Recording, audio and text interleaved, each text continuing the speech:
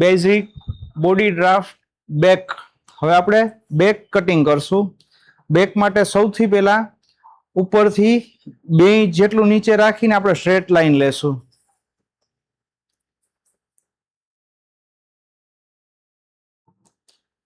અહીંયાથી આપણા બધા મેઝરમેન્ટ સ્ટાર્ટ થશે. આપણે ખાલી સીધી લાઈન ડ્રો કરી છે.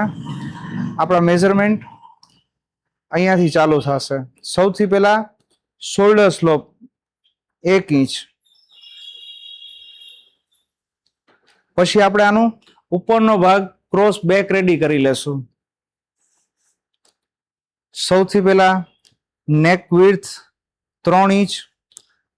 ક્રોસ બેક છે આપણું 14 ઇંચ.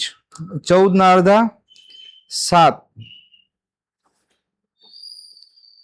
આ પણ 7. 7 ને આપણે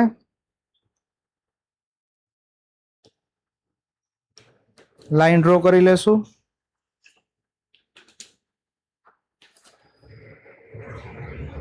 શોલ્ડર સ્લોપની લાઈન ડ્રો થઈ ગઈ.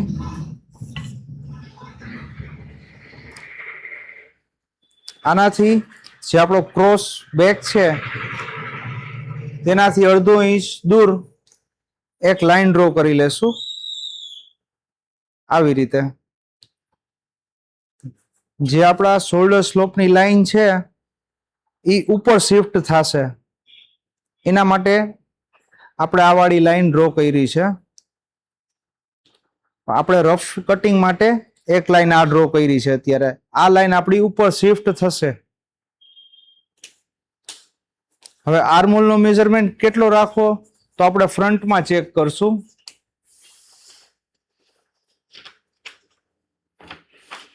ફ્રન્ટમાં જે આપણો સ્ટ્રેટ પાર્ટ આવ્યો 7 ઇંચ, એને આપણે આર્મહોલ પાસે એ મેઝરમેન્ટને એપ્લાય કરશું. અને સાઈડ લેન્થ માટે સાઈડ લેન્થ એપ્લાય કરશું. સાઈડ લેન્થ આવે છે આની 6 ઇંચમાં થોડી ઓછી. બરાબર, 6 ઇંચમાં આટલું ઓછું ખાલી.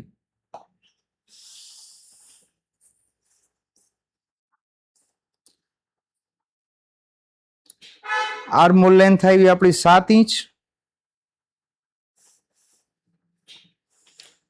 અને સાઈડ લેન્થ આવી આપણી 6 માં થોડું ઓછું. મેજર ટેપમાં મેં માર્ક કર્યું છે આ રહ્યું અહીંયા.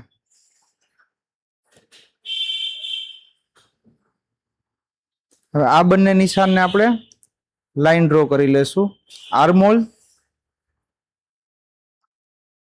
અને સાઈડ લેન્થ.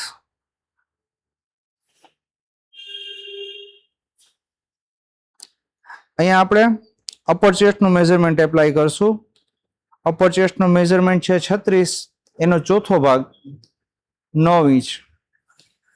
અહીંયા આપણે કમરનો મેઝરમેન્ટ એપ્લાય કરશું. કમર છે આપણી 32, 32 નો ચોથો ભાગ 8 ઇંચ.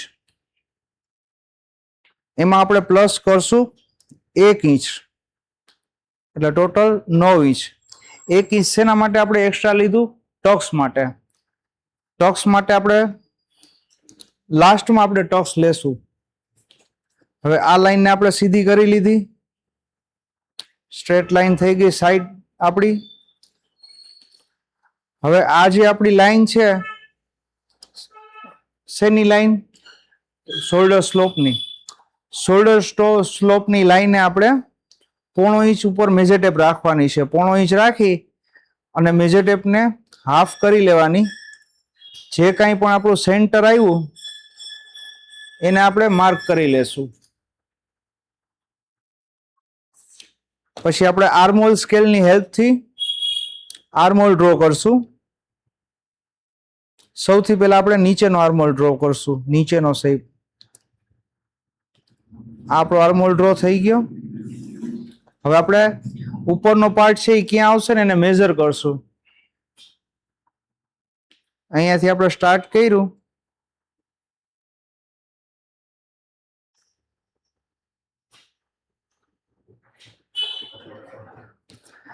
સેન્ટર સુધી આપણે આ રાઉન્ડ મેઝર કર્યું. ત્યાંથી આપણે મેજર ટેપને ડાયરેક્ટ છે ને ક્રોસ એપ્લાય કરવાની. આવી રીતે આપણે આર્મહોલનો અડધો લેવાનું છે 0.9. 17.5 આર્મહોલ છે એનું અડધું થયું આપણું 0.9. પોણા 9 એક માર્ક કરી લેશું અને જે આપણી શોલ્ડર સ્લોપની લાઈન છે ત્યાંથી આપણું આ માર્ક કેટલા ઇંચ આવ્યું ને એને માર્ક કરશું. તો 1/2 ઇંચ ને 1 દોરો. હવે અહીંયા જેટલું આવ્યું ને એટલું જ આપણે અહીંયાથી માર્ક કરશું. 1/2 ઇંચ ને 1 દોરો. એને આપણે લાઈન ડ્રો કરી લેશું. આપણી લાઈન ડ્રો થઈ ગઈ શોલ્ડર સ્લોપની. હવે આ વાળો શોલ્ડર સ્લોપ છે આપણે જે પેલા ડ્રો કર્યો હતો એ કેન્સલ થઈ જશે. આને આપણે લેવાનો નથી ક્યાંય. હવે આપણો આર્મહોલનો ઉપરનો પોઈન્ટ કયો થયો? સેન્ટરનો આ વાળો. સેન્ટર અને આ પોઈન્ટ આ બેને લઈ અને આપણે આર્મહોલ ડ્રો કરી લેશું.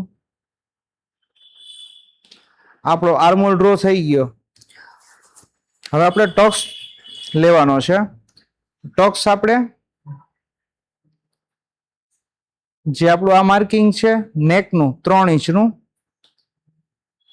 એને આપણે અહીંયા શિફ્ટ કરી લેશું. અહીંયાથી આપણે એપેક્સ પોઈન્ટનો જે મેઝરમેન્ટ છે આપણો 10 ઇંચ, એ 10 ઇંચના માપને આપણે એપ્લાય કરશું ટોક્સની હાઈટ માટે. ટોક્સની હાઈટ આપણે નાની કે મોટી આપણી રીતે જેમ જોઈ એમ કસ્ટમાઇઝ કરી શકી. હવે અહીંયાથી આપણે બ્રોડનેસ કેટલી આવશે ટોક્સની? તો ફ્રન્ટમાં આપણે લીધી છે એપેક્સ પોઈન્ટનો 10મો ભાગ, ફૂલ બસ્ટનો 10મો ભાગ, 4.5. એને આપણે એપ્લાય કરશું. સેમ અહીંયા 4.5. હવે આપણે ટોક્સ 1 ઇંચનો લેશું. સેન્ટર 1/2 ઇંચ રાખી અને બંને બાજુ 1/2 ઇંચ માર્ક કરી લેશું.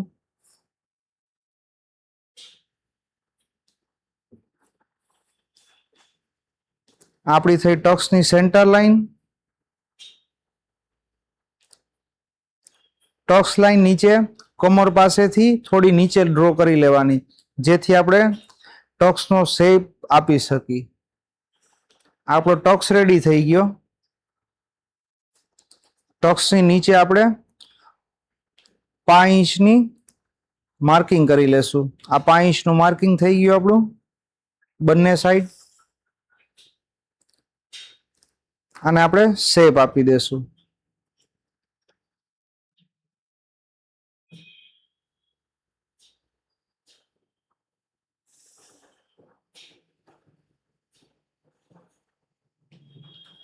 આપણું બેક આપણું રેડી થઈ ગયું.